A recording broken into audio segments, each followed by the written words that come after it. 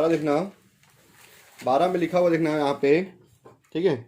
आप लोग देख सकते हैं ए लिमिटेड के व्यापारिक प्राप्य में 10,000 रुपये की राशि शामिल है जो बी लिमिटेड को दे है, ठीक है। इंग्लिश में लिखना the trade receivable of A limited include 10,000 due to B limited, ठीक है। फिर उसके बाद दिया है A limited acquired the share of B limited on 1 October 2013 when the subsidiary company has a debit balance of profit and loss 40,000 rupees, ठीक है। तो इधर देखना, तो पहले इधर देखना ए लिमिटेड के ट्रेड रिसीवेबल ना, ए लिमिटेड के ट्रेड रिसीवेबल मतलब ए लिमिटेड को पैसा लेना है जिससे, उसमें बी लिमिटेड भी शामिल है। कितना लेना है इससे? 10,000 लेना है, इसको इससे 10,000 रुपये लेना है, ठीक है। अब ये इसमें पैसा लगा रहा है तो इसी की कंपनी हो गई। अब इससे पैसा लेगा क्या? नहीं लेगा, दोनों कंपनी भाई भाई हो गया, है ना। ए लिमिटेड इस कंपनी में क्या लगा रहा है? पैसे लगा रहा है। तो बी लिमिटेड की जो ए लिमिटेड जो ट्रेड रिसीवेबल है, बी लिमिटेड उसमें पैसे देने वाला था, उसका वो पैसा नहीं देगा क्योंकि दोनों अब एक ही कंपनी है। उसका हम लिखते हैं इंटर कंपनी ट्रांजेक्शन। कैसे करते हैं उसको मैं बताऊंगा, पहले मैं इसका नोट लिख देता हूँ, ठीक है। Note number 12, question 12, note number 1। सबसे पहले होल्डिंग कंपनी का नाम, होल्डिंग कंपनी जिसका नाम है ए लिमिटेड, फिर उसके बाद सब्सिडरी कंपनी जिसका नाम है बी लिमिटेड। नोट नंबर 2, ठीक है। कितना शेयर खरीदा है वो अंदर में लिखा हुआ है, 8,000 शेयर खरीदा है। सहायक कंपनी में अंश 10 रुपये, 8,000 अंश लिखा हुआ है, ठीक है। Share in subsidy company 8,000 share लिखा हुआ है। तो पहले ये निकाल कि नंबर ऑफ शेयर कितना है इसके पास। Number of share of B limited, B limited पर कितना शेयर है टोटल, उसका कैपिटल दिया 1 लाख रुपए। आप लोग देख सकते हो ऊपर, है ना, यहाँ आप देख सकते हो इसका कैपिटल कितना दिया है, 1 लाख रुपए दिया। देखो कैपिटल 1 लाख रुपए। अरे कितने रुपए वाला यहाँ नहीं दिया है, शेयर कैपिटल में दिया, उसके नीचे में लिखा है 10 रुपये वाला शेयर है ये। 1 लाख रुपए कैपिटल दिया, 10 रुपये वाला शेयर है ये, ठीक है। 1 लाख रुपए कैपिटल, शेयर की वैल्यू कितनी है? एक शेयर की वैल्यू 10 रुपये। डिवाइड कर दो कितना जाएगा? 10,000 शेयर, 10,000 शेयर है। बी लिमिटेड के पास 10,000 शेयर है और हम लोग कितना खरीद रहे हैं? 8,000। लिखा ना उसके इन्वेस्टमेंट में, ए लिमिटेड का इन्वेस्टमेंट में दिया है। तो परसेंटेज ऑफ शेयर खरीद रहे, उसको बोलते हैं हम लोग एक्वायर्ड करना। Percentage of share acquired of B limited. Total share कितना है? 10,000। हम लोग कितना ले रहे हैं? 8,000 इंटू 100 कर दो, 80% आ जाएगा, ठीक है। Point number 3। फिर उसके बाद हम लोग 6 महीना प्री 6 महीना पोस्ट निकाल सकते हैं क्योंकि हमको डेट दिया 1 अक्टूबर 2013 दिया हुआ है। लेकिन जिस दिन हम लोग कंपनी में पैसे लगाए उस दिन का हमको प्रॉफिट अगर दिया रहता है, जिस दिन लगाए हैं, तो इस डेट का कोई मतलब नहीं है, इस डेट का कोई यूज़ नहीं है। कब? जब हमको क्वेश्चन में दिया है जिस दिन हम लोग कंपनी में पैसे लगाए हैं, 8,000 शेयर हम लोग परचेज किए, उस दिन का अगर प्रॉफिट एंड लॉस दिया है तो दिया है आपको क्वेश्चन में, ठीक है। देख सकते हो आप लोग, दिया हुआ आप लोग को 40,000 का डेबिट बाकी करके, ठीक है। तो टोटल प्रॉफिट कितना है इसका? 25,000 का लॉस दिखा रहा है। Total loss of B limited, B limited के 25,000 का लॉस है, लॉस देखो ब्रैकेट में दिया है, मिला। बी लिमिटेड के पास 25,000 का क्या है? लॉस है। इसमें प्री कितना है? प्री एक्विजिशन, ये भी लॉस है। देखो 40,000 रुपये डेबिट लिखा है ना, डेबिट। डेबिट बैलेंस मतलब क्या होता है? लॉस, ठीक है। जब हम लोग कंपनी में पैसे लगाए थे तब 40,000 का लॉस था, ठीक है। साल के लास्ट में कितना दिया है? 25,000 का लॉस, मतलब आपका लॉस कम हुआ है। तो यहाँ पोस्ट वाले में क्या लिखूं मैं? 15,000 का लॉस लिखूं या प्रॉफिट लिखूं? पोस्ट एक्विजिशन क्या लिखूं, लॉस या प्रॉफिट? प्रॉफिट आएगा 15,000 रुपए का, क्योंकि पहले लॉस 40,000 का था, अभी हमको दिखा रहा है 25,000। इसका मतलब हमारा 15,000 का प्रॉफिट कमा है, तभी तो हमारा लॉस कम हुआ है। जिस दिन हम लोग कंपनी में शेयर्स लगाए हैं, पैसे लगाए हैं, उस दिन लॉस कितना था? 40,000 रुपये डेबिट बाकी नीचे नोट्स में लिखा है। ये बैलेंस शीट में देखिए साल के लास्ट में 25,000 है, मतलब 15,000 का हम लोग क्या कमाए हैं? प्रॉफिट। ठीक है। Note number 4, calculation of goodwill, plus में आया तो माइनस में आएगा तो कैपिटल रिजर्व। ठीक है।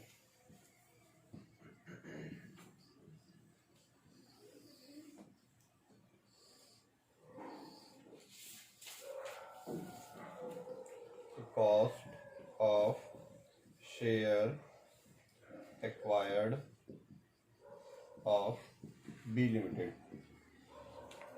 कितना शेयर खरीदे भाई हम लोग? 8,000 शेयर खरीदे 10 रुपये के हिसाब से। वैसे निकाल सकते हो या फिर ऐसे निकाल दो आप। सर ये तो दिया हुआ ना, कितने में खरीदे? देखो इन्वेस्टमेंट में दिया है ना, 55,000 में खरीदे, दिखा मिला? इन्वेस्टमेंट देखो 55,000 रुपये ना, कर देना। मैं लास्ट में ऐड किया था, शुरुआत में ऐड कर दो, ज़्यादा अच्छा है। ठीक है, आपको कंफ्यूजन नहीं रहेगा, याद रहेगा। 80% pre acquisition loss, pre acquisition loss of B limited. कितना लॉस है? 40,000 का है। 40,000 का 80%, 40,000 का 80% आ जाएगा 32,000 रुपीज़। ऐड कर दो, 5 to 7 हो गया 8, फिर लेस कर दो 80% face value share of, face value share of B limited. 1,00,000 रुपये शेयर है, 1,00,000 का 80%, 80,000 रुपये माइनस कर दो, 7,000 रुपये आ जाएगा गुडविल का। गुडविल, ठीक है, क्लियर। 5। अब इसके बाद क्या बनाते हैं हम लोग? Calculation of minority interest. Calculation of minority interest. Minority interest वाले को प्री और पोस्ट से कोई मतलब नहीं होता। ठीक है, वो तो डायरेक्ट लेता है वो। आप 1,00,000 का 80% लियो, उसका आएगा 20%। ठीक है, 20%। ठीक है, 20% face value share of B limited. 1,00,000 का 20%, 20,000 रुपये। फिर उसके बाद ये टोटल प्रॉफिट लेते हैं। यहाँ पे लॉस है 25,000 का, तो लेंगे, लेस करेंगे, ऐड करते थे, लेस करेंगे 20% total loss of B limited. ठीक है, प्रॉफिट था तो ऐड करते थे, यहाँ लॉस है तो माइनस करें। 25,000 का 20% आ जाएगा 5,000। ठीक है, यह जाएगा 15,000 का आपका माइनॉरिटी इंटरेस्ट। ठीक है, इसके बाद कंसोलिडेटेड प्रॉफिट लॉस देखना। ठीक है, note number 6, consolidated statement profit and loss account. Statement profit and loss account, statement of profit and loss account. यहाँ पर लेते हैं total profit of H limited. कितना दिया एच लिमिटेड का? सॉरी, ए लिमिटेड। कितना दिया प्रॉफिट? ए लिमिटेड है, देखो 35,000 रुपीज़ मिला। 35,000 rupees plus 80% post acquisition profit of B limited. कितना है? 15,000। 15,000 का 80% 12,000 आएगा।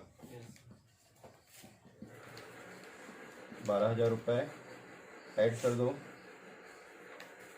47,000 रुपीज़।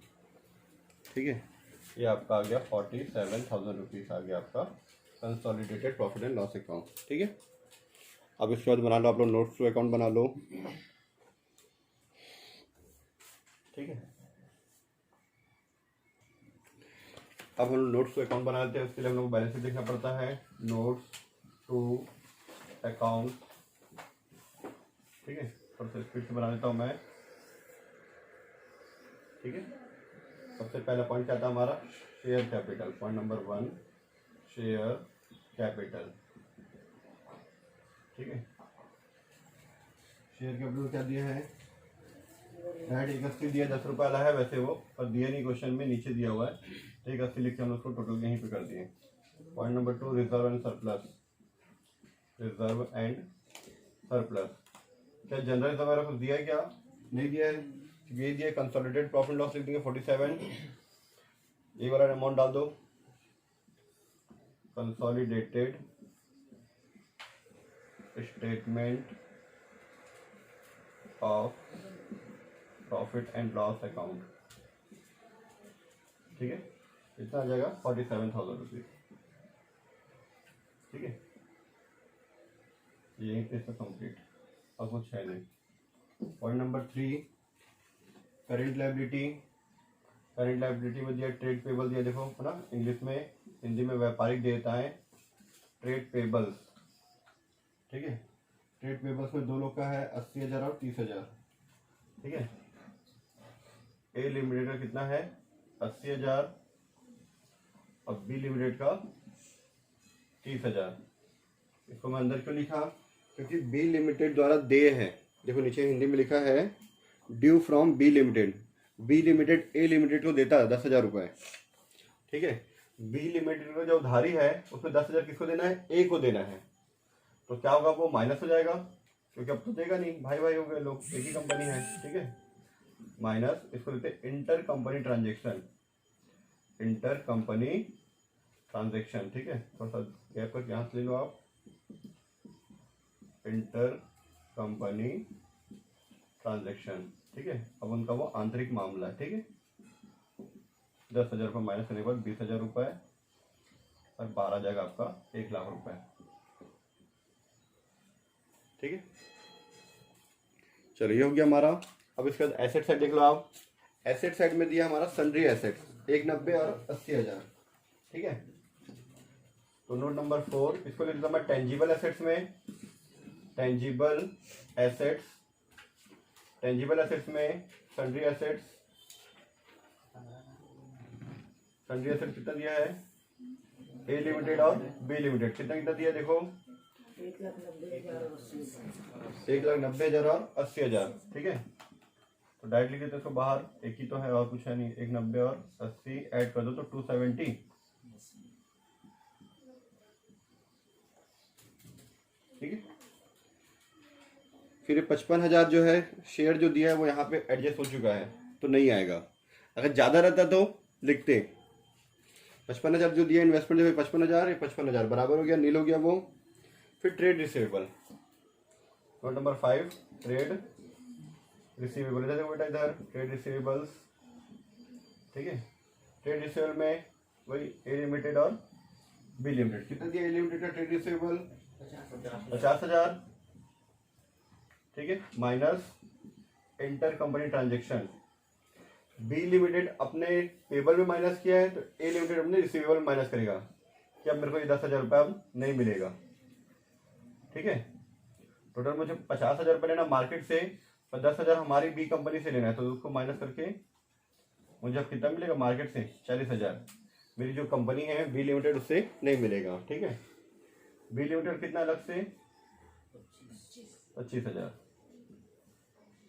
दोनों को मिला के 65,000, ठीक है। हो गया इसका नोट्स खत्म। इसी में आप लोग बैलेंस शीट बना सकते हो, शॉर्टकट बना दो बैलेंस शीट, ठीक है। शेयर होल्डर फंड में क्या आता है, share capital, reserve and surplus और माइनॉरिटी इंटरेस्ट। शेयर कैपिटल कितना है 180, ठीक है। रिजर्व एंड सरप्लस कितना है आपका 47, माइनॉरिटी इंटरेस्ट कितना था 15,000, ठीक है। फिर उसके बाद शेयर होल्डर फंड के नीचे करंट लायबिलिटी, जिसमें हमको दिया ट्रेड रिसीवेबल, कितना दिया trade receivable, trade payable sorry ना, ट्रेड पेबल 1,00,000 रुपए। देखो मैं शॉर्ट में बना रहा हूँ ना, चलो ऐड कर दो, कितना आ रहा है? 3,00,000 ये आ रहा है 342,000। ठीक है, 342 आ गया हमारा। ठीक है, आपका आंसर 3,36,000 दिया नए बुक में, अब पुराने बुक में 342 दिया है। तो 342 सही है, क्योंकि गुडविल का एडजस्टमेंट वहाँ पे नहीं किए हम लोग, वो भी आंसर हमारा सही है। ठीक है, फिर आप लोग लिखा था इक्विटी एंड उसमें ना, अब एसेट साइड में आओगे तो ठीक है, नॉन करेंट एसेट्स, फिर इसमें फिक्स्ड एसेट्स, फिर इसमें टेंजिबल एसेट्स, और टेंजिबल एसेट्स के नीचे सन्ड्री एसेट। ठीक है, मैंने पूरा डिटेल में लिख दिया। ठीक है, कितना दिया सन्ड्री एसेट्स हमको? सन्ड्री एसेट अभी अभी हमने लिखे थे 270, या ऐसे टेंजिबल एसेट में लिखो ना, टेंजिबल एसेट में 270 डायरेक्ट। ठीक है, उसके बाद नॉन करेंट एसेट के नीचे वाले में करेंट एसेट, करेंट एसेट में ट्रेड रिसीवेबल, कितना दिया ट्रेड रिसीवेबल? 65। ठीक है, अच्छा गुडविल भी था ना 7,000। इनटेंजिबल एसेट, ठीक है, 7,000 रुपये गुडविल का, 7,000 रुपये। उसके बाद नॉन करेंट एसेट लिखे ना उसी लाइन में, करेंट एसेट, और करेंट एसेट के इधर ट्रेड रिसीवेबल कितना है? 65। ठीक है, ऐड कर दो, ये भी आ जाएगा 242, 342,000। ठीक है, ये हमारा बैलेंस शीट बन गया शॉर्टकट में।